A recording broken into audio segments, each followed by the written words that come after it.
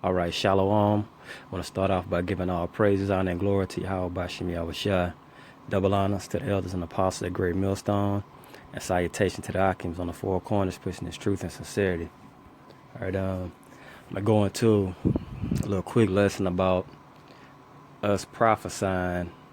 The more we prophesy, the more this kingdom is gonna fall. Okay, this is Genesis chapter 25. Verse 23 to 26, it says, And Yahweh said unto her, Two nations are in thy womb, and two manner of people shall be separated from thy bowels.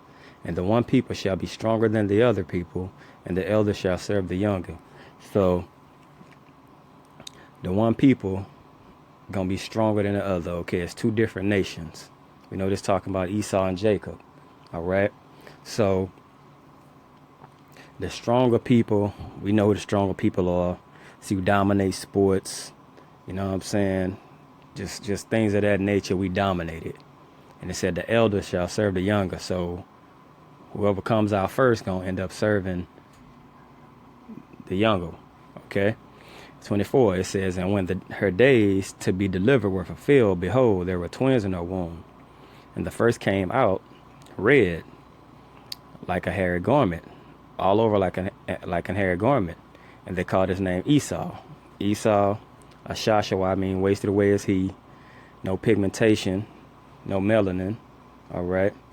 It says, and after that came his brother out, and his hand took hold of Esau's heel, and his name was called Jacob. And Isaac was 80 years old when she bare them. Now, the key thing in this is when Jacob came out, he took Esau's heel, okay? So that's symbolic of you taking a heel, that means you holding on, and by you holding on to the heel, that means you can pull someone down, all right? So by him grabbing that heel, it's like, you're not going to get away from me, okay? Like, if you climbing up a mountain, and you climbing your way up out of something, the first thing you're going to grab, if it's a person, is their heel, okay? That's the bottom. That means that person is above you, okay? It's spiritual, it's symbolic, okay? Now, and what lets you know, we're going to go a little deep in the scripture. Let me see. Let me get Isaiah. I'm going to get 14 and 13. Okay. It says, For thou hast said in thine heart, or mind, I will ascend into heaven, I will exalt my throne above the stars of the Most High. I will sit upon the mount of the congregation in the sides of the north. Now, when you're sitting on top of something, that means you're over it. That congregation is the nation of Israel, okay? In the sides of the north. We're in North America right now, okay? So, when Jacob was grabbing Esau's heel, Esau was above him, okay? So, by them coming out, Jacob was grabbing Esau's heel, and he was going to pull himself because Esau is on top of him. So, when we get into our kingdom, we got to pull this devil down by prophesying the downfall of his kingdom, okay? We got to pull him down with prophecy, prophesying the downfall of his place, all right? I'm going to get Jeremiah.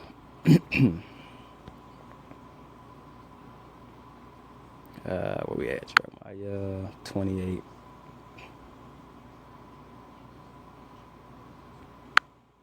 And 8. Okay, it says, The prophets that have been before me and before thee of old prophesy both against many countries and against great kingdoms of war and of evil and of pestilence. Now, all the prophets before, that's what they done when they was in all the captivities and all the Persians and Medes, like all that. it was prophesied. They prophesied against many countries and kingdoms for what? The downfall. Because prophets have to come from Yahawashi Yahawashi. All right. So when it's prophesied that a kingdom would come down, that meant they were in captivity. Okay. So all that was doing was taking hold of whoever was over them and pulling them down so they could be back on top, if you will. All right. Let me get Daniel 7:18.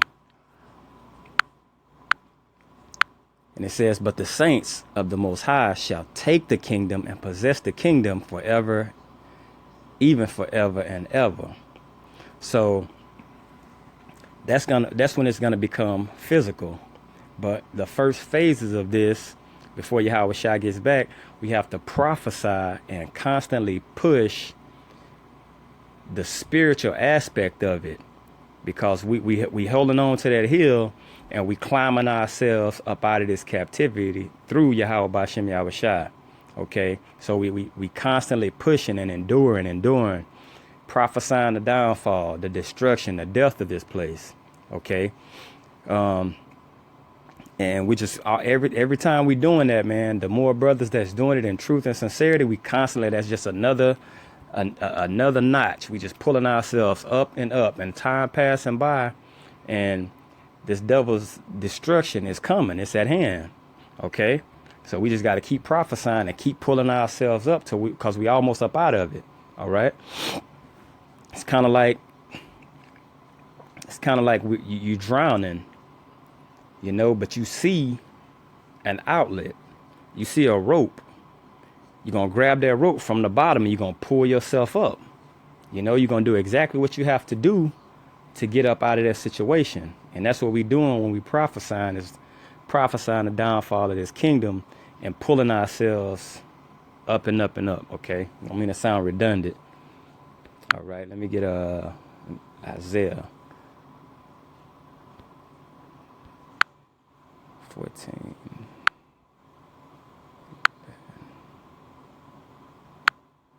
Okay. Thy pomp is brought down to the grave. So by us being at the bottom and pulling ourselves up, that means someone's going to be under us after we pull ourselves above them. And that will be Esau and other nations also. It says, thy pomp is brought down to the grave, and the noise of thy vials. The worm is spread under thee, and the worms cover thee. So that's just how low Esau is going to become after we're put back in our proper rulership. Okay. But it all starts with us prophesying the downfall of this place, because we got that spiritual hill. We got that hill in our hand, man. We got to prophesy the downfall of this kingdom. All right, I'm going to get verse 12. It says, how art thou fallen from heaven, from rulership, O Lucifer, light bearer, or Esau, son of the morning? How art thou cut down to the ground, which didst weaken the nations? So we know who it is speaking of, and this is a future prophecy. It hasn't happened yet. All right.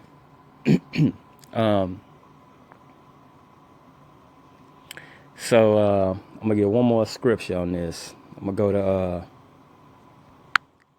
get Second Esdras. I'm gonna get 6 and 7.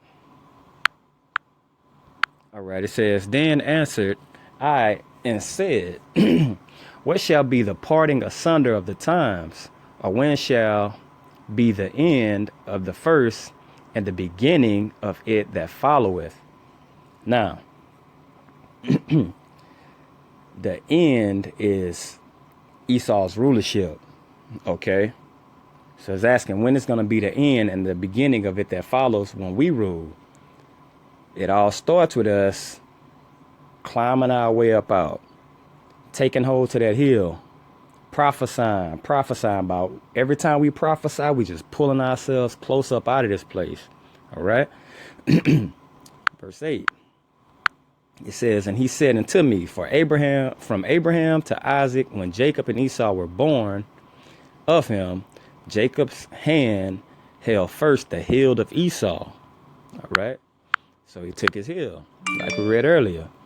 It says, for Esau is the end of the world, and Jacob is the beginning of it that follows. So when the 144, when it's sealed, the elected seal, and we prophesying, this is going to come. Okay, it's inevitable. It's going to happen.